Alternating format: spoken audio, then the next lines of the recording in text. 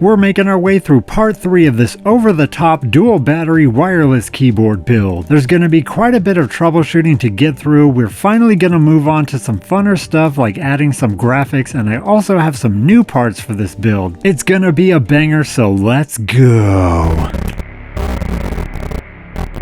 On the last episode, we cut out all the pieces for the case and we made the initial assembly. I stuffed quite a few parts into this tiny case and not everything worked when I first put it together. One critical component that wasn't working was the keyboard itself, so I gotta figure out why that happened, and also the LED strip that I put on the front also wasn't working. The wireless module was working, so I knew it probably wasn't something too crazy. Another minor thing is that my voltmeter isn't reading the amps, but I'll take care of that later. Both of these issues weren't too hard to troubleshoot, and I did them off camera because a lot of it is just me staring at the keyboard and it's not really exciting. To get the keyboard working, all I had to do was swap the data lines at the toggle switch because they were going wired to wireless and wireless to wired, and so I flipped them and then it all worked, so that was easy. And the LED strip was pretty easy as well. I just flipped the polarity because it is a directional LED strip. I'm used to the ones where you plug it in on either side and it works, but once I did that, it worked and everything was fine. The one set of components I didn't install from the last episode was the LED indicators that I have integrated into the case. It was getting late last time and I didn't want to stuff even more wires and try to get everything to fit in the case, so I decided to postpone those to this episode. To save some room, I'm just making all the positives go to one lead, and that way I don't have a bunch of wires all going to the same connection point because they're going to get connected somewhere down the chain. I might as well do it where I have more room in the case.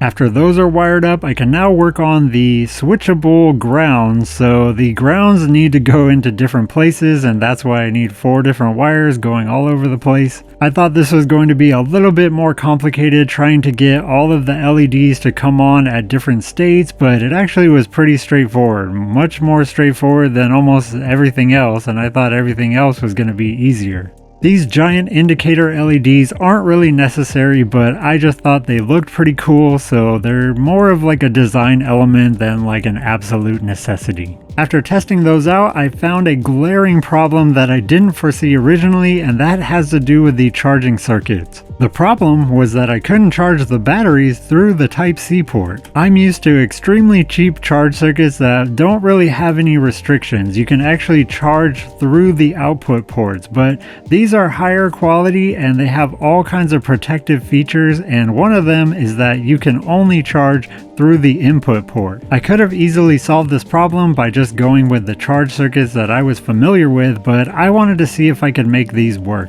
So here I am adding internal wires to the input ports. I figured fine, you won't let me charge through the output ports, which I'm used to, so I'll just do the same wiring but go to the input ports and that should work, right? Well, I wish that were the case, but after wiring this up, I take it for another test spin and I find another problem. This didn't work because these charge circuits also don't allow you to charge the batteries while you're using them. It's not a huge problem, but all the other conversions I've made, I can do this, and that's because I'm using the other charge circuits. So once I found out that this was my reality now, I had to do some more drastic things because I didn't want to give up using these charge circuits. Also, while I was messing around with the batteries, I realized that this blue kind of foam I was using was pushing the batteries out a little too much, so I needed something thinner. This plastic is extremely tough, so it should be a nice barrier between the PCB and the batteries. At this point, I have both charge circuits that are wired together and wired to the port because I hadn't realized yet that this was not going to work. I also realized after taking this case apart and putting it back together a bunch of times that having 9 different layers can get kind of unruly. It's not the easiest keyboard to assemble or disassemble, especially when you have all these loose wires that do not want to lay flat against the panels.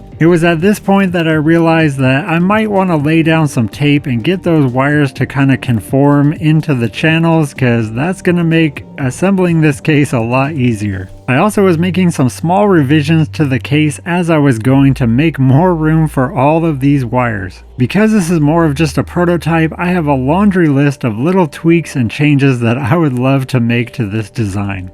One of them is definitely making more room for all these wires. I don't know why I made the channels so small. I think it's because I wanted it to look very neat and tidy, but there's just a lot of wires going on here. I already have some pretty cool ideas in my head for if I was going to make a version 2 of this that I would implement.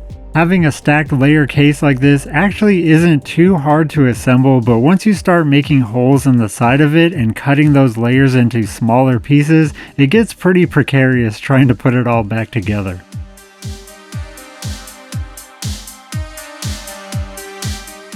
Okay, well, I thought I was done with this portion of the build, but that's a no. So after some testing, I realized that now that I have tied the input ports of the charge circuits together, now they're just wired together, so I can't use them independently. Also at this point, I have to abandon charging from the Type-C port, so in order to charge it, I have to charge it from one of the charge circuits, which is fine. But I only have access to one of the charge circuits, so how am I going to charge both charge circuits from one port, but then I can't tie both of the ports together? This actually perplexed me for a while until I finally thought of the solution to this problem. Little did I know I had to add even more switches to this keyboard. I already have 3 toggle switches, and here I am adding another auxiliary slider switch. I didn't plan or design for another switch, so this was the best place that I could put it without basically recutting the entire case and redesigning it. But it's an important step if I want to use these charge circuits, and that is because I can plug into one of the charge circuits and then toggle them together for charging,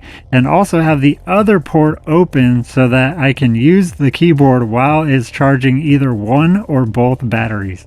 If or when I make a version 2 of this keyboard, I'm definitely going to be integrating at least one more toggle switch, probably 2 just in case. Should I have done more testing with all the components to begin with? Yes, although sometimes it's hard when you're building things to foresee all of the little problems that you might encounter. There's a reason that designs are iterative, because every generation that goes by, you make small tweaks and improvements, and you fix all the mistakes that you thought you wouldn't have in the first place. Let me just say that dealing with this keyboard and all of these circuits was breaking my brain. I know it's not that complicated, but troubleshooting all these things and trying to get all these different scenarios to work under different circumstances, trying to keep it all in my head, it just drives me crazy sometimes. And the last piece of troubleshooting puzzle to figure out was getting this ammeter to work on the voltage readout. After a lot of time of hovering over the circuits and trying to figure out how to get this going, I finally did it.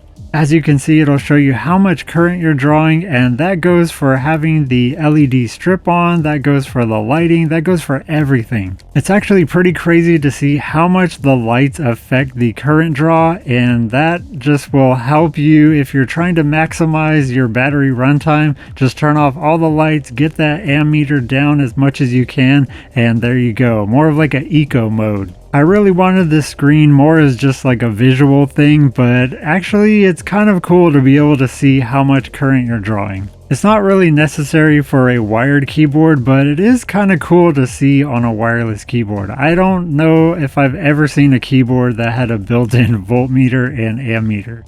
Now that I think I got everything finally sorted out with all the wiring and getting the charging to work and everything to work how I wanted to, I still have to clean up these wires because yeah, I kind of made a mess with all my troubleshooting. At this point, after doing hours of troubleshooting and circular logic all keeping it in my head, my brain had melted. I pushed pretty hard to get to this point, and it was time to take a break and do something a little less cerebral. I think this keyboard is actually pretty crazy looking just all by itself as is with the design and all that, but I wanted to add a whole bunch of graphics on top of it. I usually overdo it with graphics, and this is no exception. I'm adding labels, I'm adding all kinds of different little logos and just all over the place. I'm also going to be adding some vents to the battery compartments just to aid in some cooling and also add another design element. We're using all the tools here. We're going to be doing some UV printing. We're also going to do some acrylic engraving and also acrylic cutting. So all the stuff. I try to get you guys some shots of the UV printer in action, and as you can see on that third stripe, it's kind of laying down a gradation, like more and more opaque each pass. On this project, I did find a better way to line up the parts to the printer, and that was just laying down some sheets of paper and then printing an outline and then just basically dropping the part down on where that outline is. It's super simple. And secondarily, it also protects the print bed from paint overspray. I don't know why I didn't think of this sooner. These elements have yellow, and I'm printing the yellow first, then white on top of it so you can see the yellow through the acrylic. I only had one shot at this, and the orientation had to be correct because I'm basically printing these backwards. Everything ended up printing just fine, but it was a bit nerve-wracking because there was many steps where I could have made a mistake. I don't think you guys realize just how easy it is to either print or cut in the wrong place on your part. And after about 40 minutes of printing, I did not want to mess up this cut and then have to start over from scratch.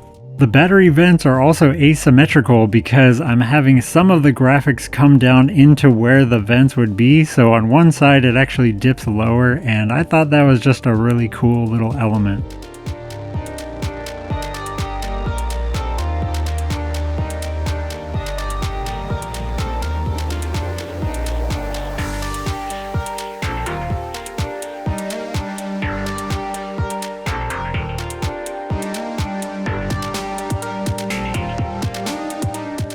I'm going to be engraving and putting these parts of the graphics onto the batteries themselves, which are going to sit below the acrylic. So even though these graphics are part of the overall whole entire graphic, they're going to be on a different physical layer. I don't know what it is about gold lately, but I've just been on a gold kick and I just want to make everything shiny and gold. It boggles my mind because I'm usually into super matted colors that are like camo and things that are very industrial, but I don't know, I'm just really into gold right now. For better or worse, this keyboard is definitely going to look unique.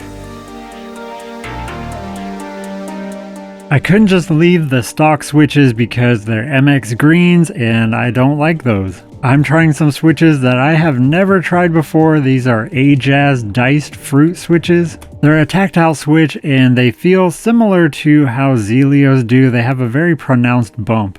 The thing I like the most about them, aside from the price, is that they match this build color like almost perfectly. These are also fluorescent transparent yellow. They come in these novel little can jars that you open like a tin can, except they suck because you can't screw the top back on. It's just open forever now. And now we come to one of my least favorite parts, and that is desoldering just about anything, especially through-hole components. If you don't have a solder sucker, it makes this job agonizing, and if you do have one, it's only slightly less agonizing. It's boring, it's tedious, the tip on the solder sucker easily gets clogged after like 4 or 5 switches, so you gotta clean it out. Not only do you have to desolder all the switches, you also have to take out all the LEDs, so it's just double the fun. Is this the reason why people buy such tiny keyboards so they don't have to desolder as much? Another reason why I'm taking out all these components, aside from swapping them with different ones, is I have plans for this plate right here.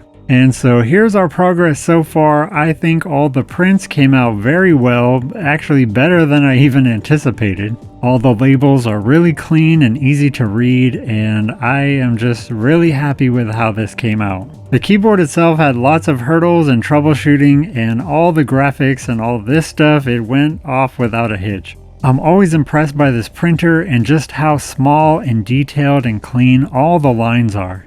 This is something I could never do with like a stencil and paint. These elements are way too small to get this amount of detail out of them. The engraved graphics on the gold vinyl came out super clean. Again, I wasn't super happy with all the compromises I had to make to the functionality of the keyboard, but I was really happy that I didn't have to compromise at all on the graphical front. This project had been a lot more work than I had anticipated. I just kept adding more and more elements to make it more complicated, but I'm glad that I did. Let me know what you guys think so far. Are you digging the looks? Do you think it looks atrocious? Let me know in the comments. I'm super excited to be at this point on this project because we're basically have the keyboard working, we have all the design elements, and now we just kind of have to put everything together. We're adding even more design elements, we're going to be throwing on some newer parts, and we're going to be throwing it all together and witnessing it in all of its glory in its final form. I want to thank you guys so much for watching all the way to the end. I really appreciate it. Stay tuned and I will see you in the next one.